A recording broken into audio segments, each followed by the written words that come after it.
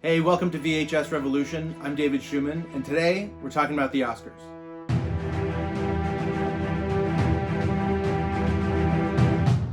I really love the Oscar season. It's one of my favorite times of the year, the time between the announcements and the show.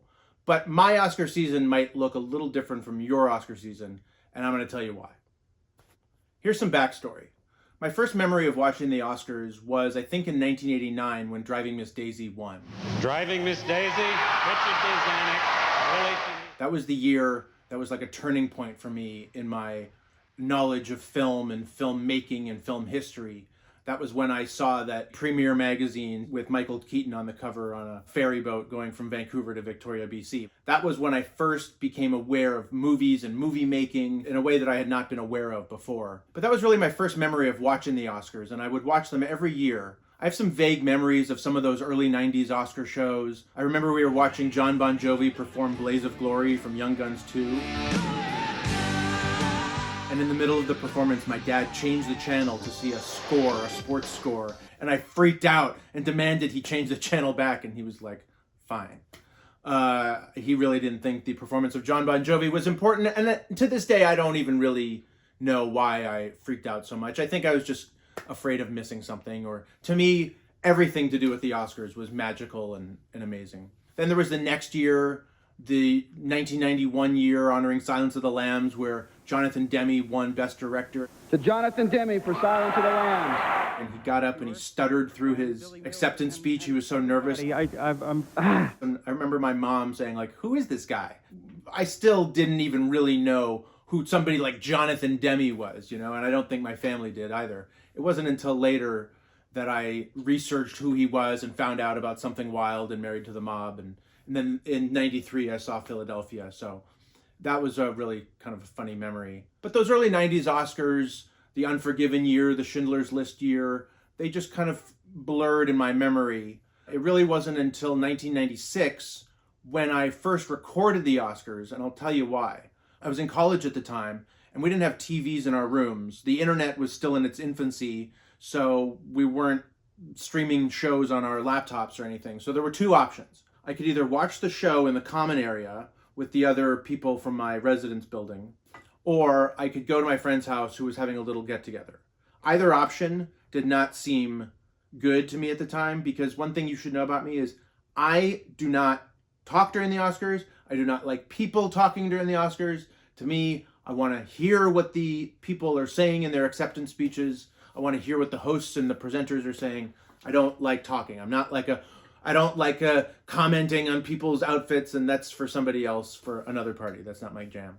But anyway, the better option of the two seemed to be to go to my friend Carol's house. And my friend Carol had some friends over, and she was making pasta, and we had a good time. But I recorded the show on her VCR because I thought if it was good, or if there was talking, then at least I could go back afterwards and watch it. And that turned out to be such a great idea of mine, if I do say so myself, because that year, Billy Crystal returned as host. He had this amazing opening sequence where he put himself in all these movies. I want you to explain to me the plot of Mission Impossible. Cuba Gooding Jr. won Best Supporting Actor. Cuba Gooding Jr. and Jerry Maguire! And had this incredible speech where he did all his thanks over the playoff music, and the more he went, the louder and more enthusiastic he got, and the more insane the audience got and the applause. It was a great moment. That year was a big deal because it was the year that independent movies kind of took over Hollywood. And the Best Picture nominees used to be these big studio, big money makers like Forrest Gump and Unforgiven. 4 of the 5 were not what you would call big studio movies. The English Patient made money, and it was the big winner of the night. But Fargo, Secrets and Lies, Shine, those were not big movies. The lone big studio movie of the nominated 5 was Jerry Maguire. And that began a tradition of me recording the Oscars, which I've done every year since. But I do have about 30 years worth of Oscars. And much in the same way I watch Christmas movies at Christmas time to get myself in the spirit of the season, I watch old Oscar shows. And I dig out some of my old Entertainment Weekly Oscar issues and go through those. I love reading the old issues and seeing what the predictions were for the times. that's how I spend my time when I'm working or doing stuff around the house. I'll just put on an old Oscar show and let it play or watch it while I work. And it actually brings me joy because I still regard the Oscars with respect and love and appreciation. Even though back then in the 90s and the early 2000s, I think they were a little bit more mysterious and a little cooler to me. Maybe also because at that time, in my memory anyway, there was just the Golden Globes, and then a few months later there were the Oscars. There wasn't a ton of other awards shows or awards being given, and so there really was a lot of build-up and mystery about who might win. Now, in the case of something like Titanic or Lord of the Rings, there wasn't as much mystery, but I still love the Oscars as much as I used to. Oh, I didn't even tell you this. I got to work on the Oscars. Did you know that? My first job in Los Angeles, I was an assistant editor to Chuck Workman, who did the montages for the Oscars for like 15 years. And I got to work on the montages with him, and I got my name in the end credits for 4 years running. It's true, I'll show you. From 2002 to 2005. And that first year, 2002, I got to go to the show. I was actually in the audience when Adrian Brody won Best Actor and smooched Halle Berry on stage. And Michael Moore won Best Documentary for Bowling for Columbine. And half of the audience booed him and half of the audience cheered. It was an incredible time. So in some ways, I also have this personal relationship to the Oscars. So I just want to go through some of the standout years for me. One of the biggest and most notorious is the year for 1998. Whoopi Goldberg hosted the show. She had been away for a few years. The nominees were Saving Private Ryan, The Thin Red Line, Shakespeare in Love, Elizabeth, and Life is Beautiful. Harrison Ford comes on to read Best Picture, and the winner is Shakespeare in Love. This was shocking for a couple of reasons. One of which is because every year from 1990 to 1998, the director and the Best Picture were the same. Dances with Wolves, Kevin Costner. Jonathan Demme, Silence of the Lambs. Clint Eastwood, Unforgiven. Spielberg, Schindler's List. Zemeckis, Forrest Gump. Mel Gibson, Braveheart. Anthony Minghella, The English Patient. James Cameron, Titanic. And then Steven Spielberg wins Best Director for Saving Private Ryan. It seemed like we were ready for it to win Best Picture. And it deserved to win Best Picture. It was, I think it was the biggest hit of the year next to Armageddon, maybe. And I think there became this backlash towards Shakespeare in Love, like because it won, it's a bad movie. And I think it's a great movie. Did it deserve to win Best Picture? No, I think Saving Private Ryan deserved to win it. But if you go back and watch Shakespeare in Love, it is beautifully done, really funny, very well acted. It's a great movie. But then the Best Picture director split continued into 2000 when Steven Soderbergh won for directing Traffic, but Gladiator won Best Picture. And then it happened again in 2005 when Ang Lee won for directing Brokeback Mountain. And then here's another surprise. And the Oscar goes to Crash. It was, to me, the worst movie to have won Best Picture. Now, the lineup that year was full of kind of darker movies, Munich, Capote, Good Night and Good Luck, Brokeback Mountain. And I think the Academy probably was not quite ready to embrace movies like Brokeback Mountain the way that they would later on.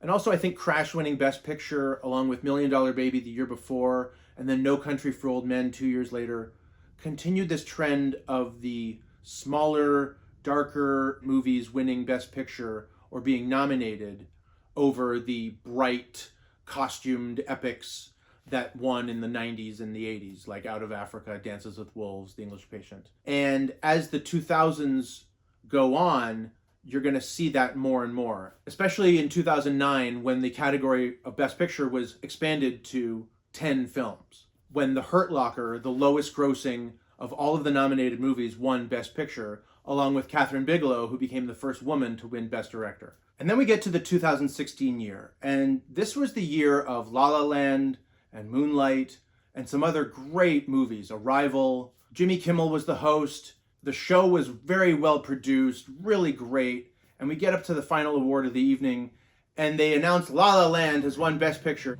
La La Land. And everybody celebrates, and the producers are giving their acceptance speeches, and all of a sudden there's this commotion behind them as they're giving their speeches. And I was thinking, what is happening? What is going on? And then they say, there's been a mistake. Moonlight, Best Picture. Moonlight won, and I was shocked. That kind of thing had never happened on the Oscars. It was an absolutely insane moment. The people in the room were aghast that it could happen. How could this possibly happen? I'm reading this book, Oscar Wars, by Michael Schulman, and it details so many things about the Oscars, the history of the Oscars. There's a whole chapter about that moment and what exactly happened. That was an unbelievable moment, not just because it happened, but because La La Land, which had won a bunch of awards leading up to that, didn't win Best Picture. Moonlight did, and Moonlight, unlike the Shakespeare in Love Saving Private Ryan moment, was actually really deserving of Best Picture. The Academy finally embraced Moonlight in the way that they didn't embrace Brokeback Mountain so many years ago. It was a really big deal, and it was also this insane scandal that the wrong envelope was given to Warren Beatty and Faye Dunaway. Absolutely insane. And no moment at the Oscars eclipsed that until Will Smith slapped Chris Rock, which I still can't believe happened. It's a horrible, horrible moment. I mean, horrible for everyone involved. And I guess you could say on some level that these moments are what make the Oscars exciting. Otherwise, you just get ho-hum years where everybody accepts their awards, they give their speeches, and then that's the end of the show. You know, we've had plenty of those years. And now the Best Picture lineups are pretty much made up of a combination of big studio movies like Top Gun Maverick and Avatar, competing alongside smaller movies like Banshees of Inisherin. And that's pretty much the way it is these days. This year, the nominated Best Picture movies are as big as Barbie and Oppenheimer, and as small as Past Lives and Anatomy of a Fall. And I think it really does depend on the movies. If the lineup is kind of ho-hum, then it's a ho-hum show. And if the movies are big and exciting, and if the competition is fierce, then it's a cooler show. They always talk about the ratings and how the ratings have gone down. You can't even talk about that now because of the way TV is viewed. It's totally different than it was in the 90s when the Titanic show was the highest rated Oscars, because the separation between movies and TV was so much bigger. Now the line is so much blurrier. Back then, people watched TV live. They recorded things like I did, sure. But most people watched shows when they aired. And now it's different. Now you have Netflix and Amazon and Hulu and HBO, and you have streaming, and you have some streaming movies getting nominated for Best Picture, but you also have theatrical movies getting nominated. The line is much blurrier. And I think, honestly, people don't care as much these days. Or they'll watch the highlights the next day, or they'll watch the clips on YouTube of the speeches for the categories that they care about. I just don't think people care as much about the Oscars. And I really don't think that there's anything that they can do to change that. You can't bring in younger viewers when younger viewers don't care about War Horse or The Tree of Life. It's not going to happen. Maybe they care about Barbie and Oppenheimer and Poor Things and want to see what's going to happen. Maybe this year's ratings will be higher. It'll be interesting to see. So thanks. That was really fun telling you about my relationship to the Oscars.